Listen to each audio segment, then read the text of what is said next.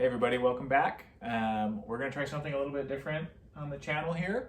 We're going to do a restoration, in fact, on this Craftsman rototill. So, put some time and effort into making it look brand new, making sure it operates, make sure it, what the heck?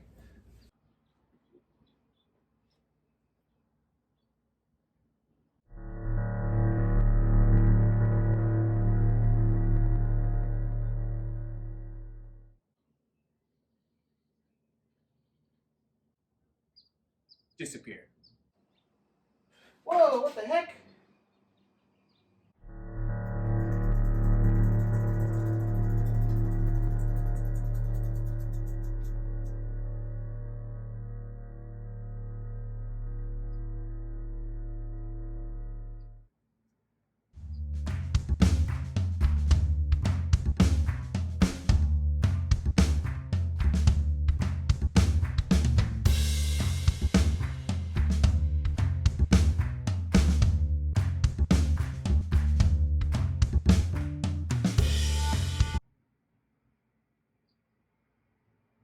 Who is that?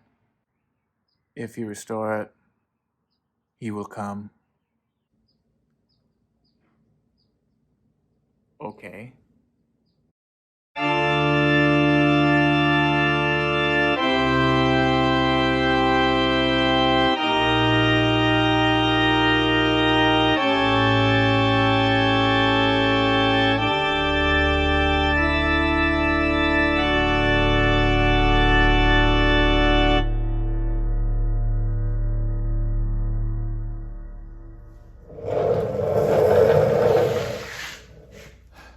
Welcome back. We're jumping back on to the Schwinn Continental restoration project. Since the last time we worked on this, I did a little bit of research. There is a skew on the front of the bike, and you can actually type that in. They have an online, I guess like old manual kind of archive for these old Schwinns. I was able to find that apparently this is a genuine Schwinn bike, and it was built in Chicago, and it was built in 1974. This is a 1974 Schwinn Continental that came in cool lemon. So it actually came in 3 colors: cool lemon, opaque, which I guess is blue, and walnut, which obviously is going to be a nice brown color. So after doing some research on that, we wanted to look into kind of the next steps of how we're going to restore this. So looking at it, there's really not a lot in terms of fixes that need to be made to this bike. It's mostly going to be cosmetic. One of the biggest hurdles I think we're going to run into is there is a lot of chrome. So everything that isn't painted is going to be chrome. And the thing with that is you can't really use a wire wheel on that. What you're going to need to do is they have metal polish and kind of chrome restore that you can get. So what we're going to have to do is hand polish that. In the video, we're going to see how that comes out, and I mean it's going to be a pretty big process. We're going to have to, see about getting in all the nooks and crannies of the wheels and the handlebars and the seat and anything kind of with exposed metal, the pedals and the sprocket and everything. And then also for painting, they do have decals available, and obviously the 2 biggest parts, I think the only 2 parts that are painted are the frame and the fork. So we're going to paint those, which means we're going to have to strip them and prep them. The light just turned off. And then with this project, since we're restoring it, I will keep a tally on what the cost is and everything that went into it. Ideally too, I'd like to kind of track time since the last video. That way, if anybody is planning on doing something like this, restoring a cool Schwinn bike like this, they'll kind of have an idea financially what they're getting into, especially with this bike. I would consider this to be of good quality. Most of it's going to be cleaning, but there will be some things that need to be bought. Obviously, we're going to get into the bearings and everything, and cables and everything. We're going to see about maybe getting some new housing for that, and just the condition of the cables. But Everything will be torn apart. You guys will see it. You'll see, you know, down to the dollar what we're gonna have to spend. I think so far we're just 2 bike tubes into it. It was pretty easy to get going in the last video. But I think the next step is we're just gonna have to tear this thing down. So if it's okay with you guys, maybe a little bit of background music? You got it. All right, fellas, how about Union Maid in C? All right, we're going 4, okay? Ready?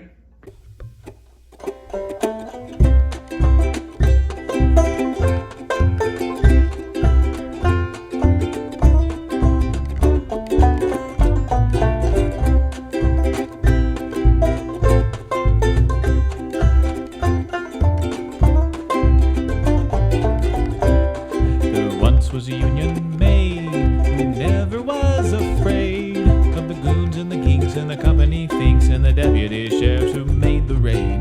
She went to the union hall for a meeting it was called, and when the Legion boys came around she always stood her ground. Oh, you can't scare me, I'm sticking to the union, I'm sticking to the union, I'm sticking to the union. Oh, you can't scare me, I'm sticking to the union, I'm sticking to the union, till the day I die. This union maid was wise to the tricks of the company spies. She couldn't be fooled by the company stool, she always organized the guys. She always got her way when she struck for better pay. She showed her card to the National Guard, and this is what she'd say. Oh, you can't scare me, I'm sticking to the union, I'm sticking to the union, I'm sticking to the union. Oh, you can't scare me, I'm sticking to the union, I'm sticking to the union, till the day I die.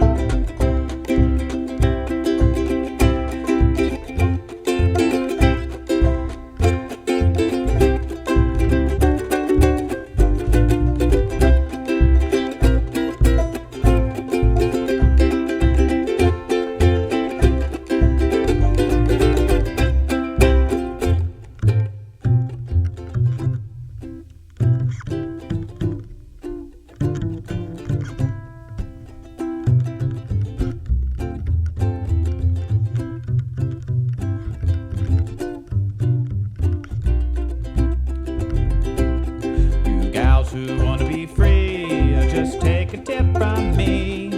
Get you a man who's a union man and join the ladies auxiliary.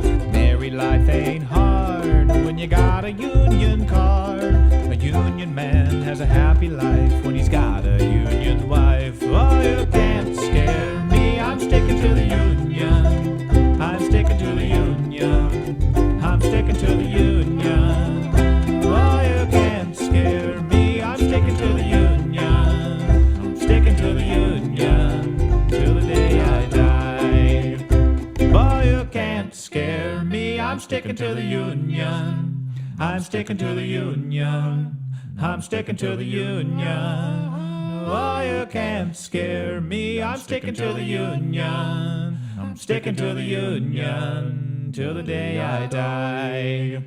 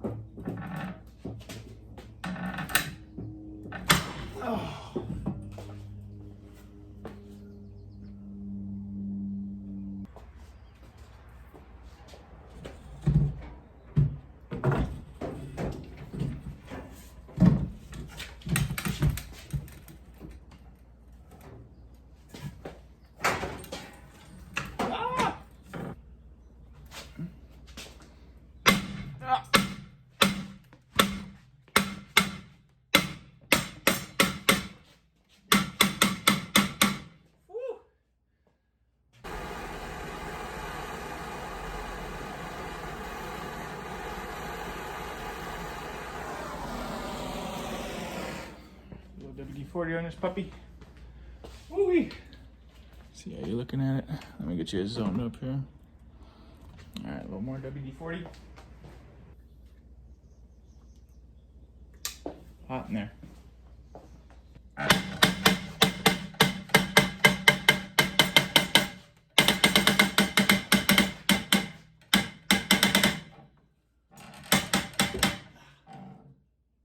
Woo. Okay. Complete 180. All right, so now we know it's loose. Here's where the fun begins of trying to get this thing out, huh? But at least we know it's loose. Well, I think what we're gonna do, let me cover up that hole down there. There's a hole at the bottom, and I'll take the bolt out. People have been using electrical tape. I'll see what I have, but we're gonna cover up that hole and just soak this puppy with some WD-40, but we'll see how it goes. We'll talk about it more here in a sec. All right, we got her in the vise. I have some PVC tape covering that bottom hole. Seems to be sticking pretty good. I think it's better than electrical tape in terms of stickiness. We just have some WD-40 down this hole.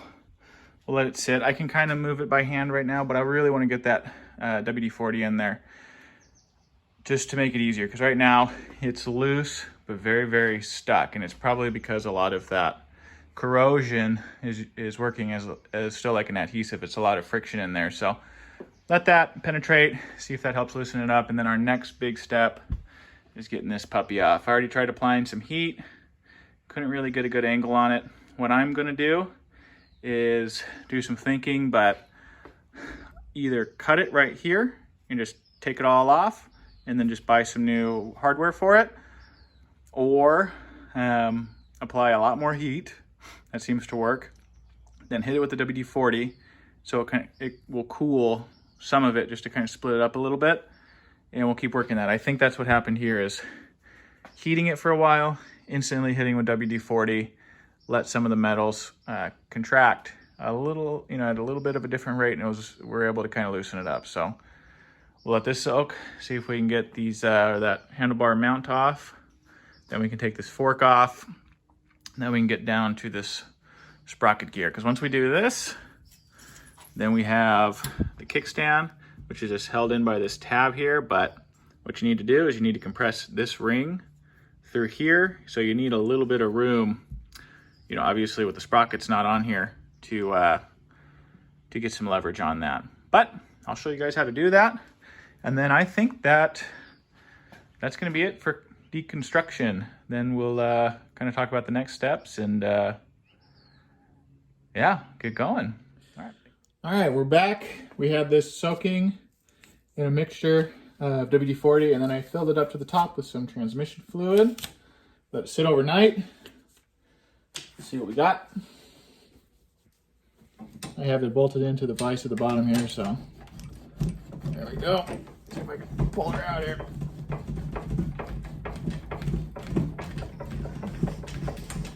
I think we got her. Let you guys see what's happening here.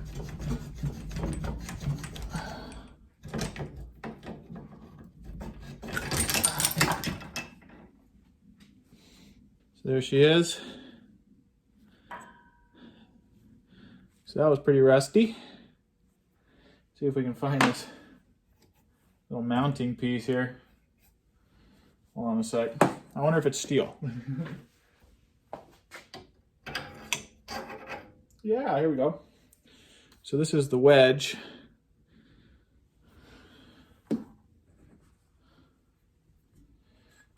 This is what goes in here to get that handle nice and tight in there. So let me get all these pieces kind of put together, and then we'll get back to that crank bolt.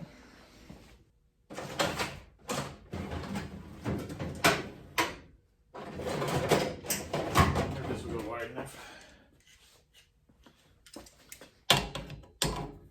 Should. Let's see.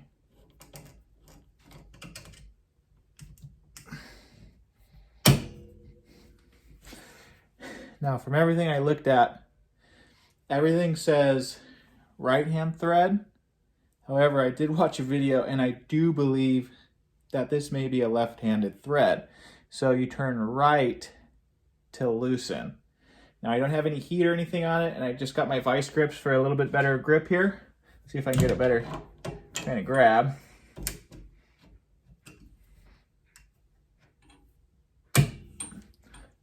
Oh, not on there all the way. I just hope it doesn't pop it out. Okay.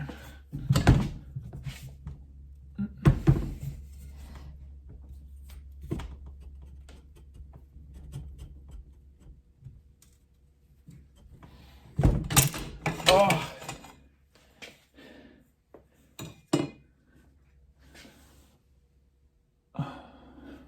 Did it move?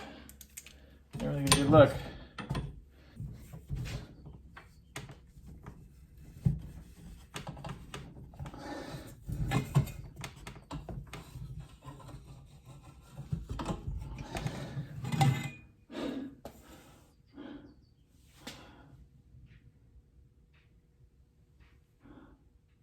Huh, I think it is.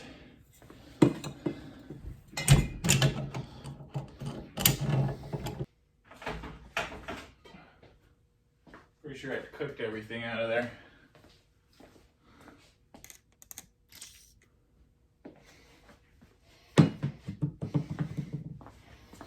See if this helps.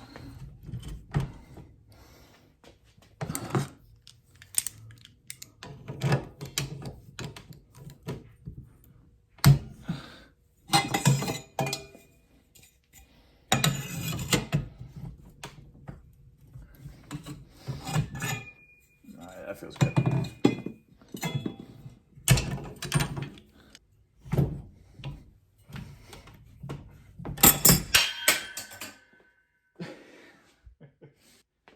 you can just throw it. It's always an option, I guess.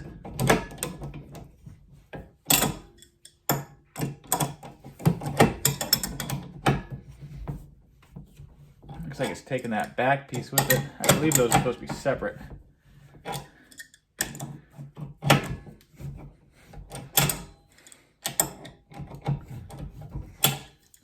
like they fuse together here.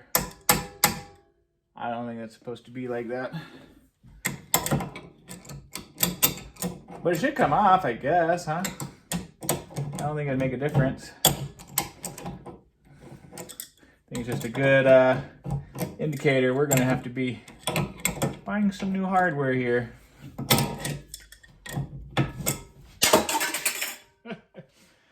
So that WD-40 gets everywhere, including my grip. And it is effective stuff. There it is. Hey, look at it, even came off separate.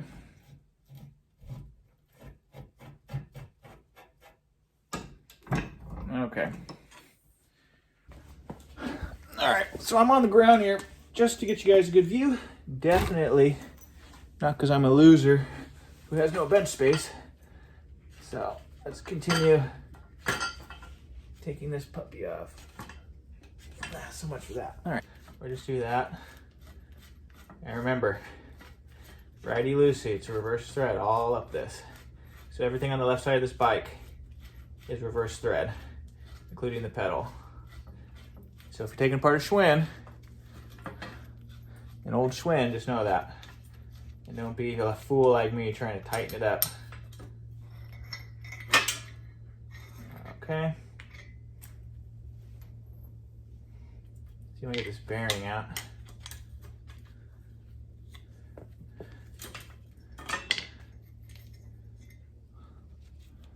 It looks pretty dang good. I think that looks really good. So the bearing, the balls go on the inside and it sits in the cup like this. So that's how we're gonna put it on. There is a torque setting you have to do to tighten that up to a certain tightness, and then that bolt on the outside is just a retainer. So what we're gonna do is take this out. It should have the same deal on the other side here, cup and all. So here's the other side. From my understanding, this cup should be removable, but I guess not, huh? Who knows any of this stuff? Teeth look okay to me. The outer ones look a little bit more worn, but who cares, right? All right, so what we're gonna do is we're just gonna put this back in the order it came off. Okay. Put this fork, set the top bolt here. And I believe all these things are loose in here, these bearings. So let me double check before I go spilling all of them. Because if they're loose, I need to go get a bag for them.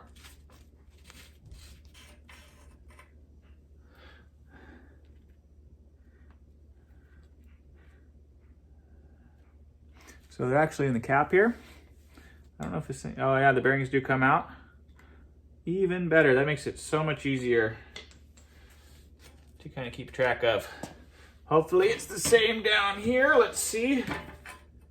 Yep, oh, thank Lord Almighty. Cool. So there's the fork. We're gonna put this one on top, just to keep everything in order. Now the point of all this is it's going in the same exact order it came out of. So very cool. Check this out. So these are the three colors that it came in. Cool lemon, walnut, and opaque blue. That's really cool. So if you want to go match it up and change the color, you can just use this as your guide. I think that that is extremely fascinating. How cool. Very, very cool discovery right there.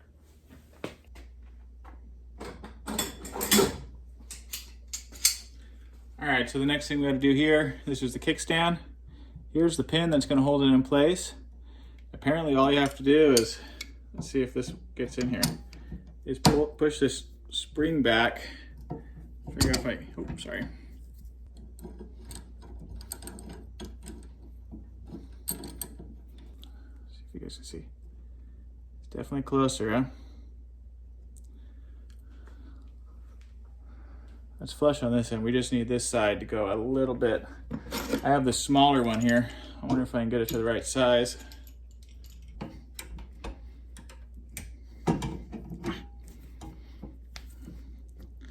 It's loose. See if we can get her out. Get this big puppy.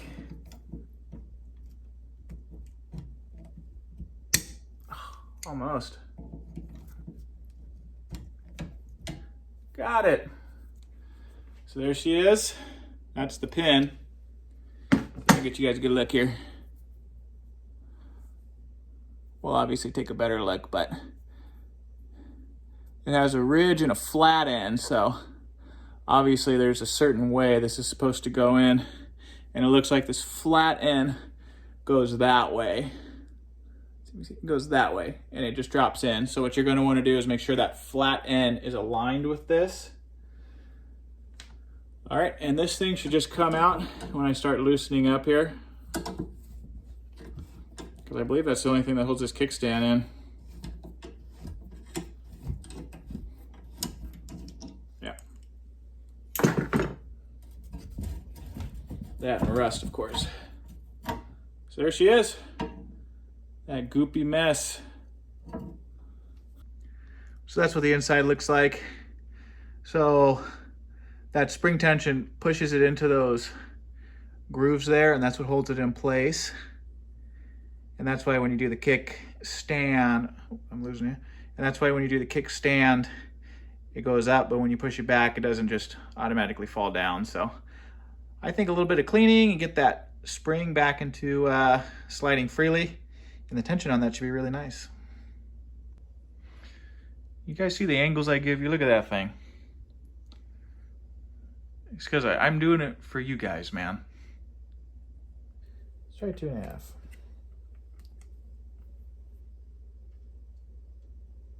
That's pretty good. Well, the bottom one didn't come out, so it makes me think that hopefully it's just stuck and not busted. Found it. Okay, cool. Came right off. Don't know why I didn't want to stay in there, but yeah, that thing is clean. Look at that. It's original, baby. All right. So I think this thing is taken apart.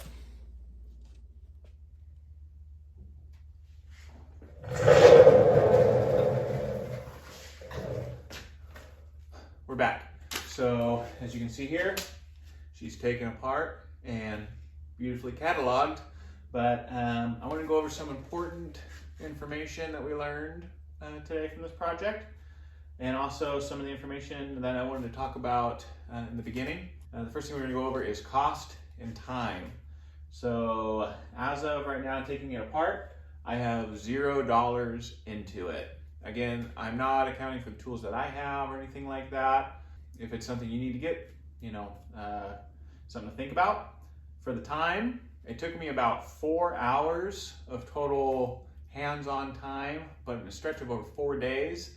And that had to do mostly with my schedule and also with a lot of the treatment for that rusty handlebar stem and a little bit of research and time on that crank bolt. Since those are things I had to learn, it adds a little bit of extra time, but in the grand scheme of things, that wasn't a lot of time to physically be taking this thing apart, considering how rusty and old it was. So just want to let you guys know, that's what we have in it starting now from the restoration. Some important things to consider if you decide to restore a old Schwinn. One has to do with that handlebar stem. So the stem itself is aluminum, and the fork, that part, is steel. And one of the nasty things that happens when you have aluminum and steel touching each other is it creates, I believe it's aluminum oxide. You guys can correct me if I'm wrong, but it actually is a lot tougher than rust, and it actually acts as a weld between the two. So it takes a little bit more effort to break. And something I will say, in a lot of videos, they try to use different penetrating oils and things like that. The number one thing is going to be heat. You're going to want to get a little propane torch. I think propane's fine for heat with this stuff. I don't think you need to go hotter, but you're going to want heat. And I think WD-40 is just fine. Anything that you need to get that's stronger than WD-40 for whatever projects, you're probably going to want to just use heat. So I think a wise investment is a propane torch off one of those little Coleman camper tanks. Easy to get, they're, you know, pretty cheap and readily available. And just a couple cans of WD-40 and try to work that. Something I did have to do just to fill up the volume of the fork, which I thought was a good idea, this little mixture, is automatic transmission fluid in WD-40. The transmission fluid has always had properties to help kind of clean things up. People do use it as sort of like a penetrating oil as well. This one was just, I tried filling that fork up with WD-40, and you can imagine it's a pretty big volume. So I filled up, you know, a good, you know, maybe like a quarter of it with WD-40, and then I filled the rest up with transmission fluid. And that really did help. Like I was able to pull that stem out by hand after sitting for a day. So something to think about if you're gonna pull one of these off. And also that crank bolt, that's reverse thread. So generally normal threads, righty-tighty, lefty-loosey. With this one, righty-loosey, lefty-tighty. So if you're gonna get into taking that off, which actually wasn't that difficult as you would see, just be aware that your Schwinn might be reverse thread on that crank bolt. So don't get fooled like I did Googling it. So some important things to think about with restoring an old Schwinn. Now for plans for the future. What we're gonna do is for all these parts, I'm gonna break it up into segments, and we're gonna go through and clean up, polish, repair, buy new things if we need it for every component. But I think the very first thing that we're gonna do is painting. So we're gonna paint this frame. So yeah, so I think the next video, we're gonna start painting on it. Obviously, we're gonna stick with the cool lemon as it was original. I think that, oh God, not this guy again.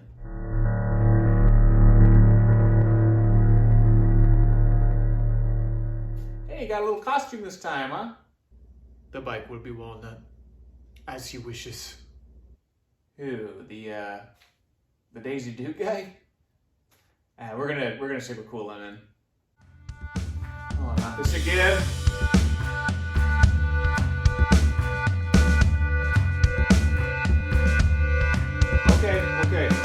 Okay. Walnut.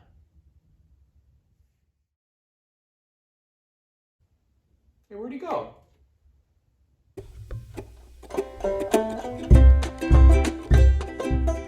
Would you look at that? You made it to the end of the video.